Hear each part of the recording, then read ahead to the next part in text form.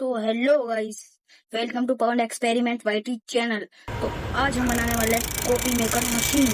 Coffee maker machine बनाने के लिए सबसे पहले हमें चाहिए होगा PVC पाइप का टुकड़ा, जो मैंने इसकी लेंथ रखी है 3 सेंटीमीटर। तो हमें इसके साथ चाहिए होगी एक DC मोटर, ये वाली। तो हम फटाफट इसमें वायर सोल्डिंग कर लेते हैं।